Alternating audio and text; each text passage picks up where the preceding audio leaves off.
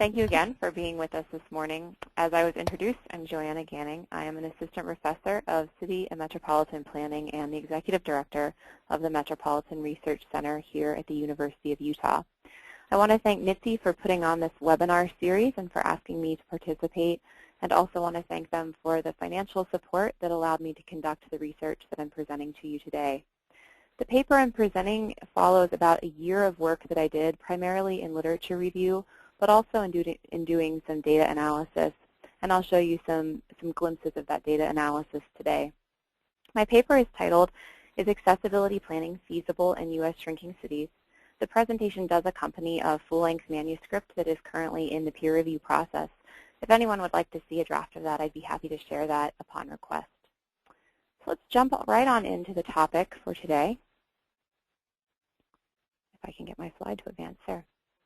For 15 years, scholars have written that the dawn of accessibility-based planning, transportation planning, has arrived. But for nearly as long, other scholars have said that this declaration of victory has been premature. One reason for this may be that accessibility, and this is a quote, is a theoretical construct based on the somewhat obtuse notion of opportunities, end quote. Another reason may be that many regional planning organizations, like metropolitan councils of government, other planning organizations, continue to rely on more traditional transportation demand modeling procedures and performance metrics that favor congestion reduction over improved access to destinations. We know from research that the social costs of not having accessibility are very high. Accessibility has been linked to better health outcomes for populations, to the ability for people to gain paid employment and to retain that employment over time, as well as other social benefits that I'll discuss later in the talk. So we know that accessibility has a large social benefit, and we also know that it has been slow to gain implementation across the United States.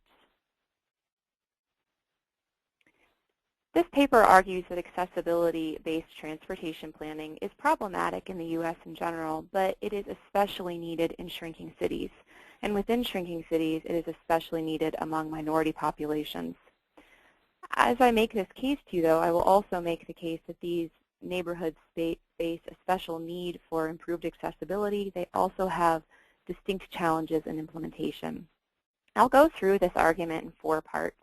The first is in providing a stronger outline or a stronger conceptualization for the idea of accessibility. What is it that we're really talking about? The second is evidence of need for accessibility-based planning in shrinking cities, and particularly among minority populations. Third, I'll talk about some of the distinct challenges faced in shrinking cities, and then finally some recommendations for researchers and for practitioners. And I'm really looking forward to engaging in dialogue with the audience about those recommendations, particularly among practitioners. What is accessibility? What is it that we're talking about? Mobility as a term is much better understood among the practitioner community, is my perception, because it's used far more often among metropolitan councils of government and among other planning organizations. Mobility is measured as the generalized cost of travel in time and money per unit distance traveled. Accessibility, on the other hand, is the generalized cost of travel per destination, regardless of distance. Destination is sometimes written as per opportunity. This refers to grocery stores, places of work, those facilities that are necessary for daily life within a neighborhood. Thus, accessibility and mobility are related, but they're not mutually dependent. Accessibility can be improved by increased mobility. If you're able to move quickly, you're able to get to a larger number of destinations or opportunities that may not be right nearby. They might not be in your neighborhood. But more recently, scholars have started to focus more on the roles of walking, biking, and other means of transportation in order to improve accessibility. An author in 2010 by the last name of Ganning and some co-authors have argued that accessibility is really made up of 2 components: mobility and proximity. Mobility allows people to move quickly, to gain access to opportunities perhaps throughout a metropolitan region, or perhaps just simply outside their own neighborhood. They can get to those things within a reasonable period of time. But this author has also argued for the role of proximity, for the focus of planners to shift to developing opportunities within neighborhoods to allow for shopping that can be done by walking or by bike, to allow for a jobs-housing balance within neighborhoods that allows people to access employment opportunities without relying on motorized travel. This framework for accessibility is a framework that I'll be focusing on as I work through the material in my paper today. Shrinking cities, what are we talking about? Shrinking cities has certainly gained in popularity and momentum among scholars over the past 15 years. I have this bar chart from Google Scholar, just the number of hits within Google Scholar when you look up the term shrinking cities by year. Virtually none in the earliest part of the new century and up to nearly 1,800 in the last 5-year period. So this is a topic that has gained huge momentum in a very short period of time. Though articulated definitions of the shrinking city are only now emerging in the literature, the number and condition of these places are inarguably both substantial and entrenched. I'm the lead author on a paper that I hope is going to a journal just in the next couple of days. I'm working with 2 other people on this. We're trying to look through the literature on shrinking cities to understand what its overarching objectives are, to take stock of how other scholars have identified shrinking cities, and to weave a path through it that identifies or that services the goals of the research agenda and sets up a systematic, empirically justified method of identifying shrinking cities. I don't need to get into the technical detail of that for this setting, although I'd be happy to discuss it in further detail if anyone has interest. But our work there has identified a sample of American cities that between 1970 and 2010 were shrinking. That sample is 83 cities. So as I said, the number and the condition of these places are inarguably substantial and entrenched in terms of the number and the time period that we're talking about. Research on shrinking cities has tended to focus on the causes of decline and on possible policy mechanisms or solutions to help make the quality of life in these places better. The early literature on urban decline had a focus especially on urban agriculture, the role that it might serve in community development, both by producing fresh foods for neighborhoods. The food desert idea is related to this, of course, and in terms of serving as a community development initiative.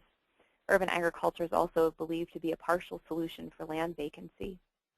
A second popular area of research in shrinking cities is around housing, both in terms of ensuring housing affordability, but also asking questions about urban design, neighborhood design, and of course the related issue of housing abandonment, which relates to the third issue that's been popular in this research, which is looking at issues of land vacancy.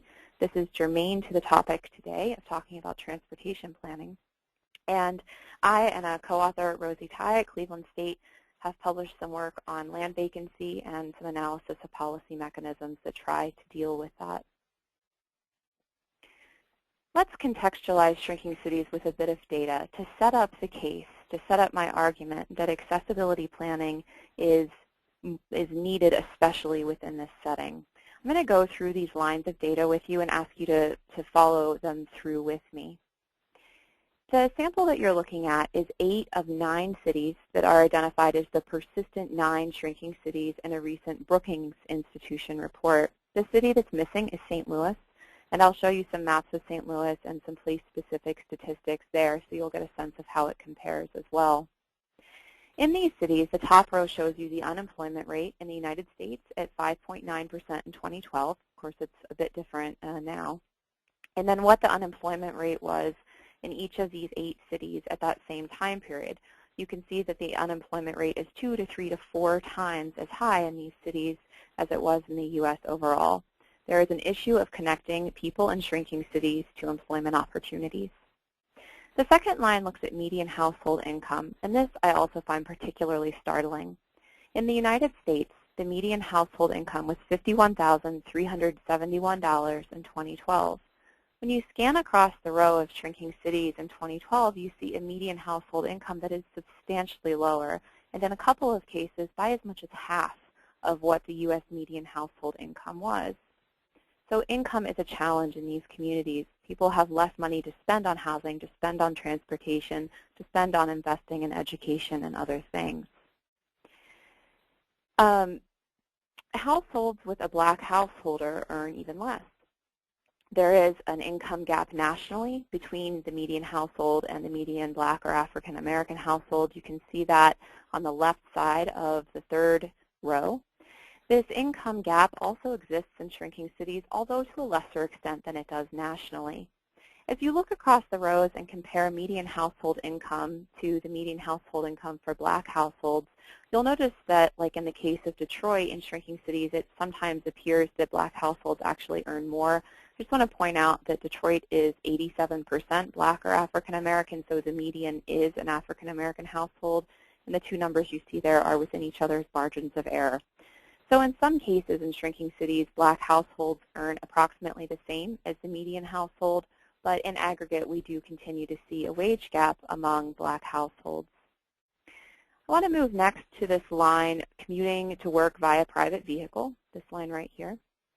In the United States, just over 3/4 of commuters, of workers, get to work via private vehicle. Private vehicle access is less common among workers in shrinking cities. In all 8 of the cases you see here, except Flint for some reason. And here again, this is more prevalent among Blacks.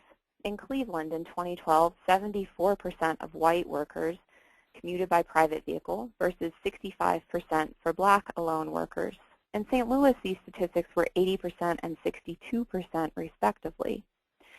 The cost of this is significant. Nationally, commuting via public transportation takes an average of 48.7 minutes compared to 24.4 minutes for private vehicles. This difference amounts to 4.1 additional hours spent commuting over a 5-day work week for those using public transportation.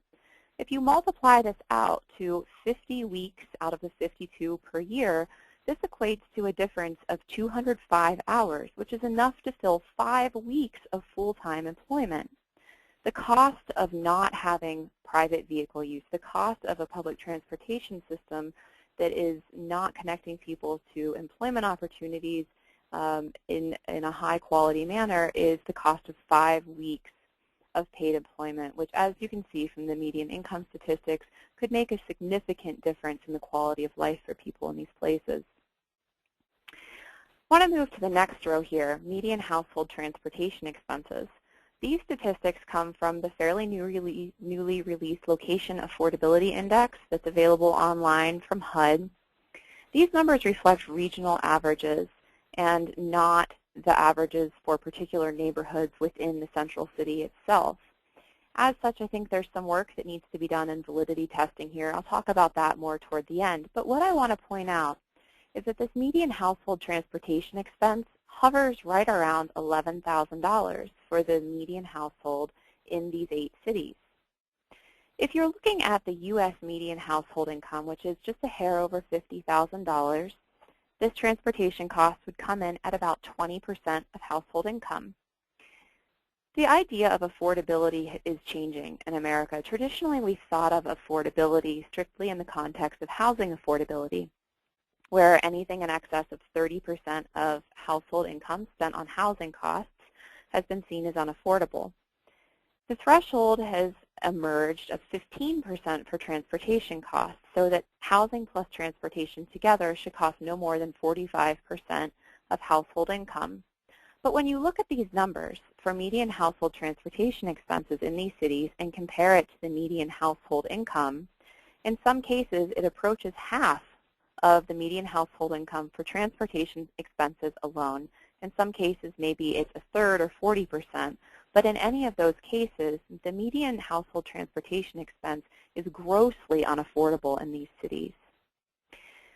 In summary on this, I'm trying to use this table to make the case to you that accessibility is a huge issue in these cities because incomes are lower, because it's harder to afford everyday necessities, because the unemployment rate is quite high, because transportation expenses are grossly unaffordable.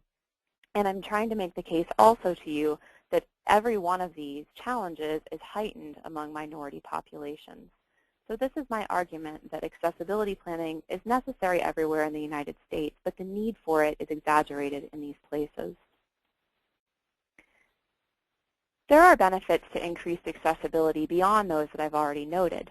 Various scholars claim that increasing accessibility can improve environmental sustainability largely through decreasing vehicle miles traveled. However, this relies on the public to understand the social benefits of reduced VMT and the fact that the social costs of car-based transportation systems are not equally distributed. For example, public health research has looked at the health outcomes of living near major highway corridors and that these effects have been disproportionately in minority neighborhoods. Furthermore, aiming policy at the median of U.S. society overlooks the fact that transit would provide a means of transportation for vulnerable populations who have demonstrated have unaffordable transportation costs, rather than transit providing a replacement means of transportation as it does in wealthier areas. I've argued to you that accessibility-based transportation planning is needed more in shrinking cities than in an average U.S. setting. But just as the need is heightened in these places, the challenges for implementation are distinct, and they have not been addressed in the existing literature on promoting accessibility. So I'm going to shift now to take a bit more time to get into some of these challenges with you so that we can start to think about what a tailored response might look like. There are additional challenges in shrinking cities for transportation planning, for planning generally, and specifically for accessibility. The two that I'm going to present to you at this point I have chosen because they are absolutely at the root of the problem. The other challenges cannot be addressed without addressing these first. These are the necessary preconditions that planners need to address before they can move forward into more case-specific challenges that might come up. These two, the first of these two, is the issue of public mistrust in planning in general, but also specifically for transportation planning in shrinking cities. The second is more transit-specific, and that is that shrinking cities are, by definition, shrinking. They're losing population, and transportation planning relies on density, relies on a sufficient number of people demanding transportation services to make those systems affordable to the service providers. These are two things that absolutely have to be addressed before anything else can happen. So let's get into these a bit.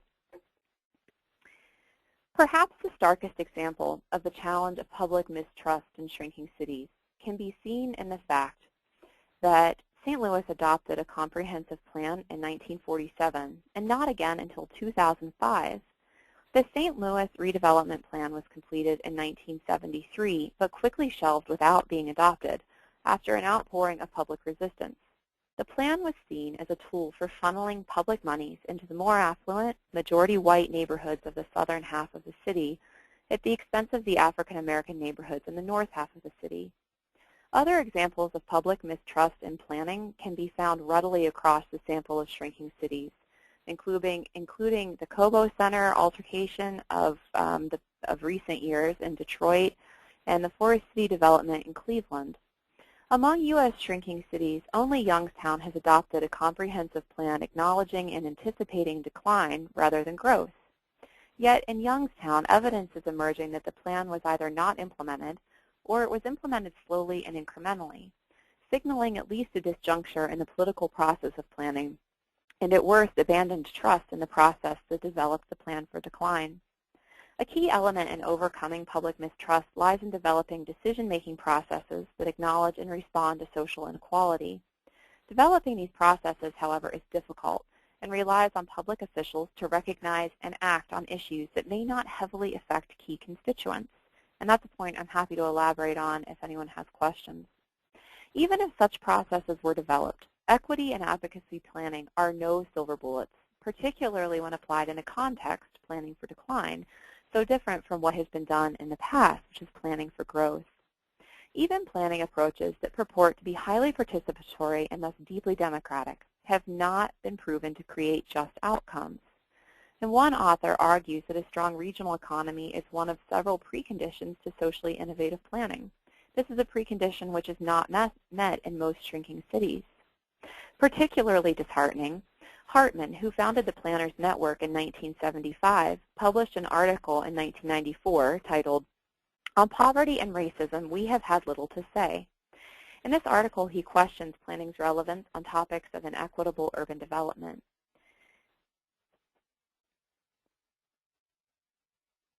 The challenge of public mistrust, as I've displayed to you, is a problem of planning generally in shrinking cities.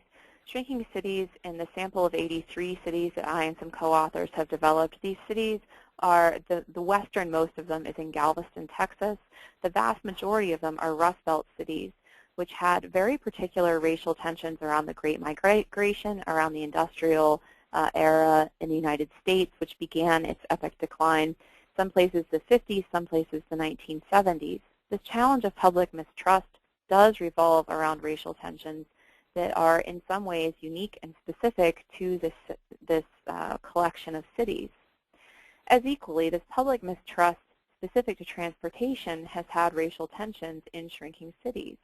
We see this particularly in highway development in the 1950s and 1960s that sometimes divided ethnic enclaves and minority neighborhoods. Of course, in cities like New York, this was also a very well-known issue and where Jane Jacobs found her voice within the planning community. Beyond public mistrust, which I would quite happily talk to you all day about, it's something that really fascinates me. But beyond that, the other challenge with shrinking cities is that the fact that they are shrinking. Population loss is a defining characteristic of shrinking cities. But public transportation relies on density to be efficient. Consider that between 1950 and 2010, the city of St. Louis lost 63% of its population, and Detroit lost 61%. If you remember that table that I presented to you some slides back, you'll know that these numbers are very high, but there are several cities that follow not far behind in terms of population loss. And like the shrinking cities' challenges of income and private vehicle use, and what that means in terms of time for commuting and the potential of lost wages related to that time use, population decline also especially burdens minority neighborhoods. This has been an analysis that has held my attention, and frankly, when I discovered it, really surprised me in a way that maybe it shouldn't have. The maps that you're looking at here are maps of those 8 cities that were in the table that I showed you before. Each city has 2 maps. The top map, the yellow and brown one, is a map of the percent of the population that was non-white in 1970, where the yellow reflects not much non-white population, and the deepest color, that orangey red, shows an 80 to 100% non-white population in 1970.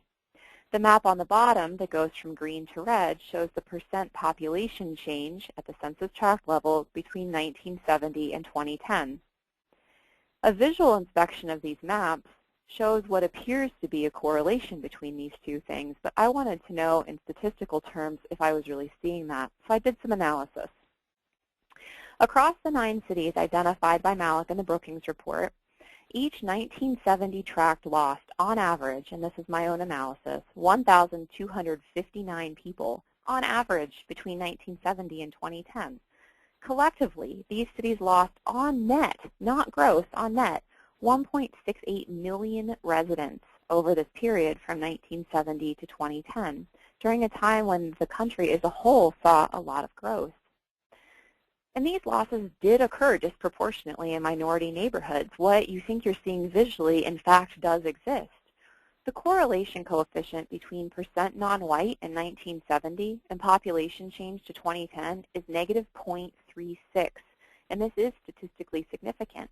So I can tell you with a great amount of statistical confidence that, in fact, shrinking cities are shrinking, and that challenge is also felt disproportionately in historically minority neighborhoods.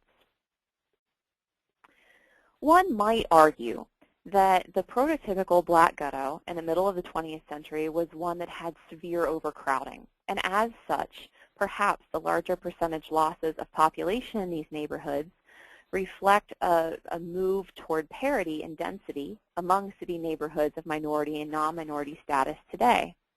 However, this does not appear to be the case. This alternate explanation does not bear out. The map that you see on the left is a map of land vacancy in the city of St. Louis in March of 2011. The darker gray dots that you see scattered throughout are vacant parcels. The map on the right is the percent of non-white population by census tract in the city in April of 2010. And you can see it doesn't require statistical testing to see that there is quite an overlap spatially in where vacancy occurs. Thus, from the perspective of providing efficient public transit to minority neighborhoods in the context of current land use, that is to say, land use where there's a lot of vacancy, minority neighborhoods face distinct challenges of disproportionate and ongoing population loss, land vacancy, low levels of access to private vehicle use, low incomes, and grossly unaffordable transportation costs. Finally, scholars have identified the importance of a pedestrian-friendly environment for encouraging accessibility. However, scholars also frequently identify crime and lack of safety as pressing issues associated with land and building vacancy. Therefore, beyond the challenge that vacancy poses for improving proximity, vacancy also challenges accessibility by making neighborhoods less pedestrian-friendly. The idea of improving existing neighborhoods assumes a budget capable of servicing those programs, and shrinking cities have declining tax bases. A shrinking city is shrinking both in population and in tax base. The declining population provides a particular context of land vacancy that needs to be addressed to make transportation work by non-motorized means, walking, biking. And population densities that are following are also a challenge for transit, which relies on density. Also, going to come to the second bullet point on this slide, the notion of increasing proximity is the notion that we can improve accessibility by providing more opportunities within a neighborhood, within an area that can be walked to or biked to. But this assumption relies on real estate development. Shrinking cities exist out of the reality of population decline, particularly in minority neighborhoods. Vacancy reflects a real estate market that's failing to provide sufficient demand for current levels of supply, or vice versa. So this notion that we've talked about accessibility in transit, the notion that accessibility can be improved through proximity relies on a set of assumptions that aren't present within a shrinking city context. So this idea of proximity is difficult. The idea of providing transit with a declining population also has its own difficulties. As an example, consider that 500,000 people in Detroit live with limited or no access to a grocery store. And these 500,000 people spend over $200 million on grocery expenditures outside of their neighborhoods. If $200 million isn't enough money to lure private investment and development in neighborhoods, how is it that a metropolitan council of governments or a local planning authority could alter market forces enough to lure development, investment, and real estate development in neighborhoods? If this example in Detroit, $200 million isn't enough to lure that kind of development through a more open market. This problem of relying on proximity, on relying on opportunities within a walking distance, is made incredibly difficult by issues of safety, by issues of vacancy, and by the fact that the private development market is not providing enough business for those communities to meet their everyday needs as it is. So thinking about wrapping up, what can we do? I've argued to you that I believe that accessibility is an especially significant problem for shrinking cities. I've laid out some pretty huge hurdles to overcoming the lack of accessibility in those places. So what can we do about it? I've laid out some ideas for both researchers and for practitioners. I'm trained as a researcher, and I know these issues and these potential solutions very well because I'm working actively in them. For practitioners, this conversation is on my end a bit more difficult, and I would love to hear your feedback on this. For researchers, I would love to see a completion of the computation of accessibility metrics, not just for metropolitan regions, but for sub-geographies within them. The data demands of this are enormous. I understand from some colleagues that work has been done on this very recently, and so this is an area that we may be able to check off fairly soon. However, those metrics and data have not been made available to me. I haven't been able to get in and work with them yet. So even while some of this work may be ongoing, I think there's probably still some need to get that research into the hands of other people within this scholarly community. Second, and this is a big one, I really believe that researchers need to focus fairly immediately on developing a better understanding of affordability in inner city neighborhoods once transportation is accounted for. As I said earlier, affordability has traditionally been thought of as a housing issue, where 30% of household income or less is being considered an affordable housing cost for households. More recently, the idea of affordability has evolved so that we think of now affordability as being less than 45% of household income for housing and transportation costs, where transportation makes up 15% of this. The data that I presented to you from the Location Affordability Index, as I said, is data for a regional median. That data does include some columns that look at different household types. So there is data available through that portal to look at lower income families and households, for example. However, the data is not available for finer geographic scales. It's based on regional medians. Therefore, I'm deeply suspicious that the numbers for both housing and transportation affordability may have some validation issues for neighborhoods within the central city itself. But we don't have better data on it. No one has worked to do validation testing so far. Is $11,000 really what the median cost that an inner city household spends on transportation in a year? Probably not. But we don't know what those margins of error are at this point. We don't know what a more realistic number might be. So I think there's a lot of work to be done in taking the Location Affordability Index, which I am overjoyed to see, and I am really looking forward to using in my own research, but I think that we need to continue pushing it forward. And then third on this list, once we've done the second point, once we have a better understanding quantitatively of what transportation-based affordability numbers actually look like for shrinking cities, for the cities themselves, not the metropolitan regions, but the cities themselves, the step that would naturally come after that is to get out into the communities, to do some qualitative research, to understand how households cope with costs that are grossly unaffordable to them, if indeed that is really the case, which I suspect that it is, or how households find alternative transportation solutions. We just don't really know yet. If a household cannot afford $11,000 a year for transportation costs, does that mean that the heads of household cannot afford to get to employment? Is this part of the unemployment statistic that we see? Is it that people can't afford to get to a job? Do people decide to pay for transportation at the cost of not properly maintaining a home, or not investing in education, or not keeping a rainy day fund, in case something were to happen? What are the trade-offs, and how are decisions made among households that may be facing steeply unaffordable transportation costs? And what are the solutions? How is it that households cope?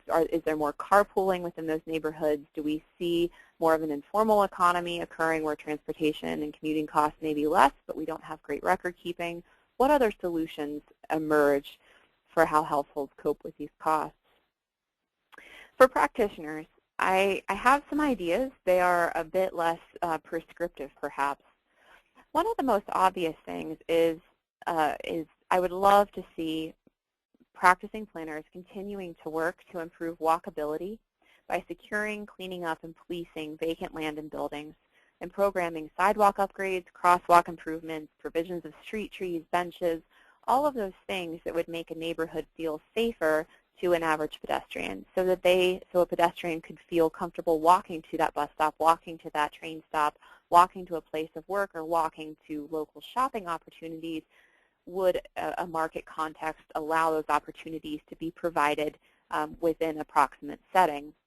I say this, though, understanding another challenge to shrinking cities, which I haven't brought up so far, which is that a shrinking city is shrinking not only in population, but also in its tax base. So I very well understand that asking a city to provide money for these kinds of services may be incredibly difficult. In St. Louis, where I lived for a number of years, the neighborhood-by-neighborhood budgets to deal with land and building vacancy were barely adequate to provide services for securing really unsafe conditions, like a building that had partially collapsed into a street had to be dealt with immediately, and that really consumed a significant amount of the neighborhood-by-neighborhood. It was a ward-based budget system for money that was available for those kinds of services. And I was in a neighborhood that had not a huge problem with land and building vacancy. So I fully understand that this is a difficult thing. However, the literature, the academic literature talking about the social benefits of securing and cleaning up properties and improving pedestrian situations is very clear that the social costs of this are less than the social benefits. And there have been many success stories in St. Louis and elsewhere of neighborhoods, both residential and commercial neighborhoods like downtowns, being successful in launching campaigns of this sort.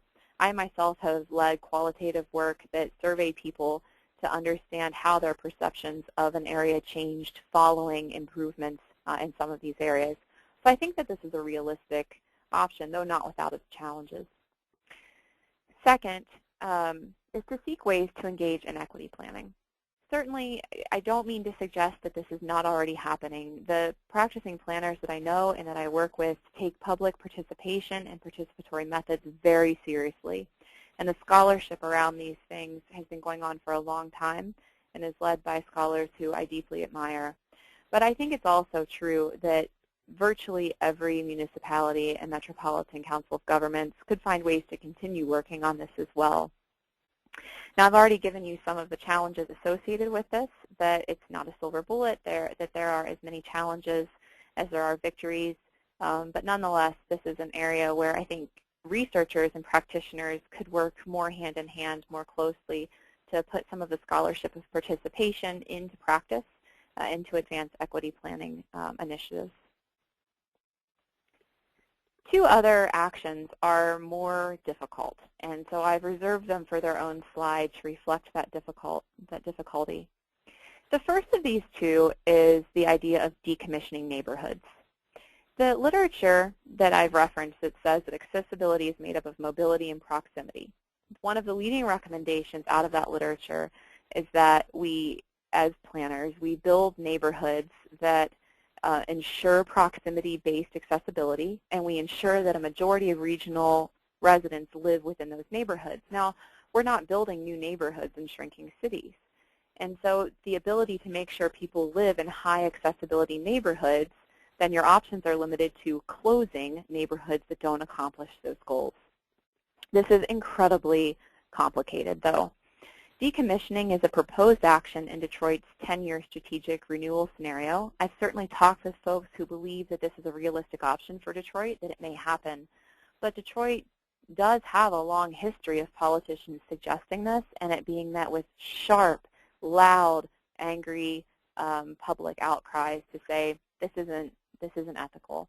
And there are ethical considerations. Is it ethical to ask populations to pick up and move from homes and from neighborhoods where they've invested time and they've built social connections to move somewhere else because the neighborhood has declined for reasons that are beyond their control?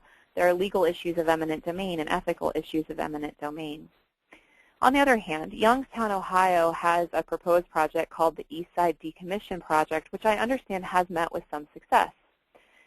So there are limited examples, and there are legal scholars who argue that this should happen, that it's legal, that it's practical, that it should happen, but it is certainly a very contentious topic. The other actionable item, which is difficult but for different reasons, is the idea of supporting car ownership programs.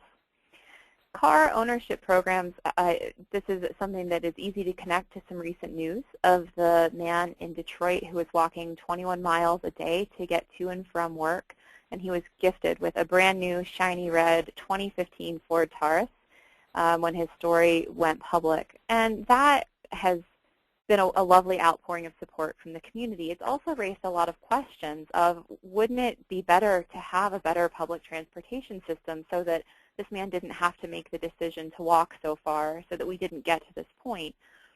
At the same time, some people have said, wouldn't it maybe be cheaper and more efficient if everyone had a car, if we could provide the same solution to other workers as has happened for this gentleman?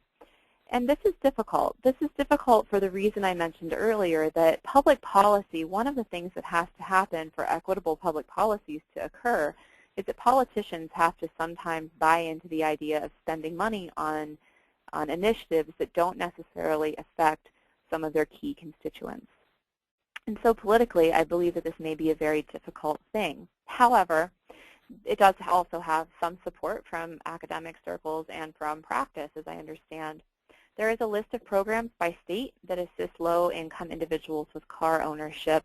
That's available from ctaa.org, and I'd be happy to provide that link to anyone who may be interested. So finally, planning in shrinking cities faces tensions at every turn, whether we're talking about transportation or not. Growth is a hegemony in planning, and shrinking cities exist in decline. Planning for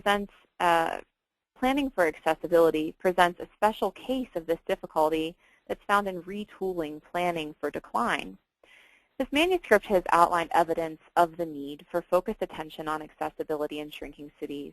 And I've outlined to you the challenges that I believe are really preconditions. They are really the challenges that have to be addressed before more nuanced or more case-specific challenges could enter the fray of conversation.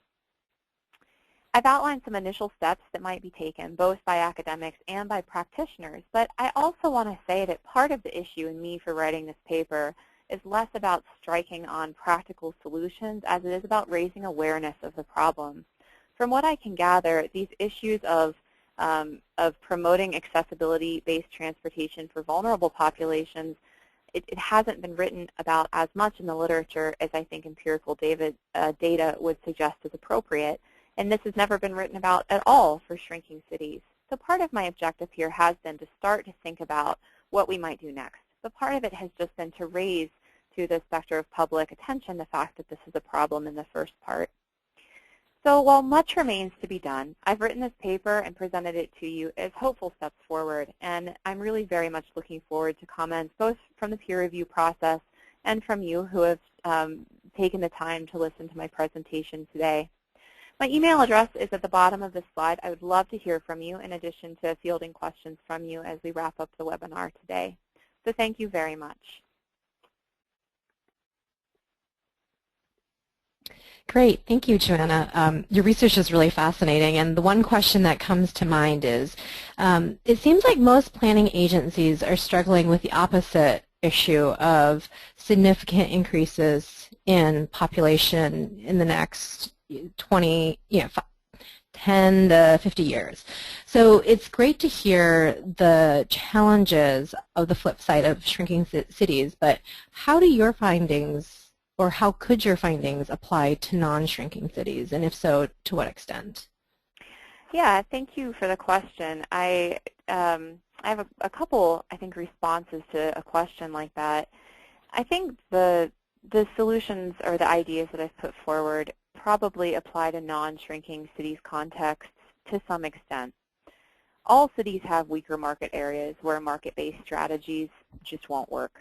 And all cities can work on equity-based issues and participatory planning to some extent, whether they're in decline or not. Just yesterday, I visited the west side of Salt Lake City, which is the west side of Salt Lake City has lower income, generally lower, more affordable housing, lower housing costs, and a significant ethnic population, a lot of immigrants, and a strong Hispanic community there as well. I'm embarrassed to say it was the first time I'd been to the west side of Salt Lake, and I visited with the university community partnership that is a part of extension from the University of Utah, and I was talking with some of their leadership about my research and the fact that Utah is a place, the Wasatch Front, where Salt Lake City is located, is expected to double in population by 2040, and all of planning here is obsessed with this issue of how can we accommodate growth. But I was talking with the university partnership in West Salt Lake about my research, and it really struck home with the folks that I was talking with. And they said, yes, absolutely, what you're doing applies here. It applies in this place where government intervention is needed to provide equitable outcomes for the populations in this part of the city, where there are real issues of urban decline that really aren't on the radar of planning within this place. And so I'm really looking forward to getting to work with the partnership more in depth and more to understand, I think, for myself, how to apply some of these issues into a growth-based context. Great. So for those tuning in, we still do have time for questions. So if you have any, feel free to type them in your questions pane, and I will ask those questions to Joanna. So one question that we have coming through is there an approach to transit you've seen that works for these land-huge cities that have emptied out? For example, places like Detroit show how a suburban system can intentionally, systematically leave the city transit department in the cold. Who has done this well? Not Detroit, for sure. The Detroit People Mover is actually the text box in urban planning textbooks about what not to do. Although Detroit is building, I understand, a new rail system, a trolley line or something like that, and we'll hope that it provides some better service there for the region. But to answer your question more directly, who has done a good job of this? You know, I don't know that there's one standout case, one city that I would point to say, them, they've done a really tremendous job with this. And maybe that's an area for further research. I can talk a little bit more about St. Louis because I'm more personally familiar with it. If you live in the city of St. Louis, it is virtually impossible not to be within a 0.4 mile walk shed to a bus stop. So bus service is everywhere, it's ubiquitous. But the bus service doesn't get you everywhere that you need to be or within a reasonable time period, and not always necessarily with you feeling safe when you get there. And there is a train system, Metro, runs through St. Louis. It connects downtown to the airport and to some other areas, but it doesn't reach even the majority of population centers within the city. So there have been some advancements. There have been some areas that can be improved on. I think what transit there has done is I think it has benefited the downtown significantly. It's allowed people to get to baseball games, to Rams games, to whatever, from wherever it is that they're staying, more in suburban locations and from the airport pretty successfully. I really appreciate the question. I wish I had a straightforward answer. It's something that I will take note of to possibly do some more research on. Great. So here's another transit-related question that I'm going to pose to you. Has there been objection or obstruction to reoriented or restructuring the transit network in these cities? Yes, I think is the short answer. And this gets back again to the idea that all of planning is viewed with moderate to severe distrust in some of these cities. So the question, Detroit's probably a pretty good example of this, that the idea that anything regional would happen in Detroit is a difficult conversation because there is no trust between the city itself and its suburban region. The idea of shared resources, the idea of shared decision-making in around transportation systems is one that's very difficult and has been met with pushback. It's one of the reasons the Detroit People Mover is what it is. My understanding is that the Detroit People Mover was meant to one day connect to a more regional system, and that broke down over time because of pushback, because of mistrust within that process. Another area where this has been a concern is where cities have stepped in to say, well, here's this very popular intersection, and this is this area where we want to clean this up, we want to put a transportation stop here, we want to put in mixed use perhaps, something like that. And a neighborhood has come out to say, are you sure you really have our best interests at heart? If you put TOD here, it's going to cause our property values to go up. There are concerns about gentrification. There are these concerns that maybe the city wants to implement some objectives but maybe hasn't thought about what all of the consequences may be for a neighborhood. And I have seen that in a number of cities, and shrinking cities particularly, where that has come up. Okay, so just a couple more questions. Are there other challenges to accessibility in shrinking cities beyond those that you have identified within your presentation? Yeah, for sure. There are.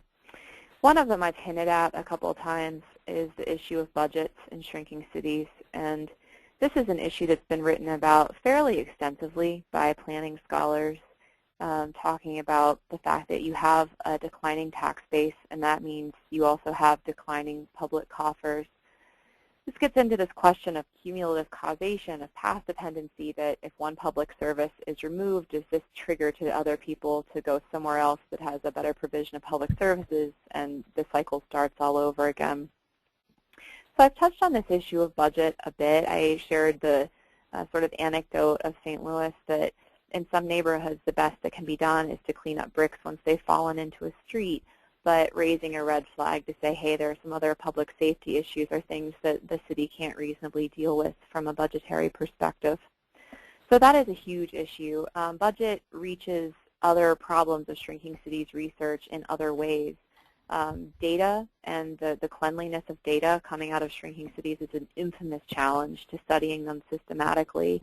This largely has to do with municipal resources to keep good data and to share good data and to keep good records more generally. So it comes up in a variety of ways.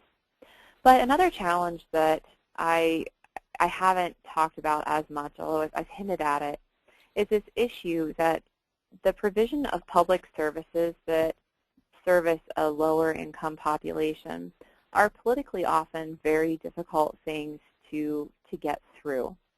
So an example of this comes out of the foreclosure crisis that happened here in the U.S. And a scholar named Todd Swanstrom wrote about this in the context of, again, I come back to St. Louis, although this time strictly by coincidence, that the foreclosure legislation in the state of Missouri was particularly harsh, that the foreclosure process could start in something as brief as 20 days after having missed a home payment. And there were pieces of legislation that various parties tried to push through to make this situation better, and they did not happen. These pieces of legislation never passed. And he and some other co-authors of his wondered if this was the case because the key constituents of political leaders lived in a corridor of suburban St. Louis that was not very hard hit by the foreclosure crisis. So it was viewed as a problem that didn't affect them, so why bother messing with legislation for it? And he also wondered, Swanstrom did, whether this was an issue where those who weren't affected by foreclosure as heavily wondered if it was a series of poor decisions made by those who were affected. Were these people who got too big for their trousers and bought a house that they couldn't afford, or were these people who made other poor credit decisions or other poor lifestyle choices, and why should the public go out of its way to try to assist low-income people or just anyone who is facing foreclosure when it was a problem that they had made for themselves? Now, academic literature has a very different perspective on foreclosure and why it happened more among minorities, and that there were institutional things at play here. But what I'm trying to get at is this challenge in shrinking cities, that if you're going to come up with equitable solutions to transportation, or to anything, but maybe particularly transportation, these things are really expensive to fund. And this requires convincing a public that it's worth spending the money, that the social cost of this outweighs, or the social benefit outweighs the social cost. And you are trying to convince key constituents of this when there are a group of people who may or may not particularly be affected by the problem as much. Great, and I think we are out of time. I do appreciate you presenting your work with us. It's been really fascinating to hear the results of your research, and I'm really excited to see where your research goes next. So I want to thank everybody else for tuning into our webinar. We are looking for your feedback so that we can continue to offer relevant webinars in the future. So please be on the lookout for an email that contains a short survey, and please fill out that survey so we can have monthly webinars on various topics that relate to transportation and livable communities. We'll also be in touch with you with information about professional development credits, and you can view other professional development offerings on our website at www.nitc.us. And thank you again for everybody for tuning in.